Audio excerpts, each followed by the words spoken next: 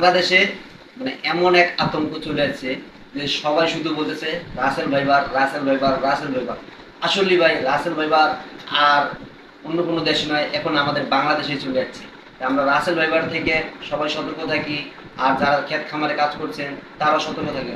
আসলে বাংলাদেশে যতটি সাপ আসে নাই, যে রাসেল ভাইবার যতগুলো এখনো আসে নাই, তার চেয়ে বেশি ফেসবুকে ভাইরাল হচ্ছে রাসেল ভাইবার, রাসেল ভাইবার। এটা একটা আতঙ্কের মুখে পড়ে গেছে সবাই। কেউ বাসা বাড়িতে যারা মনে করেন যে যাদের বাড়ি হলো পুকুরের পাশে, সারা বিশ্বে তারা বিশ্বাস করে আতঙ্কিত আছে। যাদের বাড়ি তারা ক্ষেত খামারে কাজ করে তারাও অনেক আতঙ্ক। তা আমরা ফেসবুকে এটা একবার ভাইরাল করে দিচ্ছি যে রাসেল ভাইবার, রাসেল ভাইবার। এইসব করে আমাদের আরো ক্ষতি হচ্ছে। যেমন আমাদের কৃষকরা কাজে যেতে পারছে না, তারপরে আমাদের অনেকে গরু ছাগল ক্ষেত খামার এগুলো অনেকে দেখতে পারতেছে না। এগুলো আমাদের লস হয়ে যাচ্ছে, অনেক লস। তাই এটা আমাদের এক গ্যাসের লস হয়ে যাচ্ছে।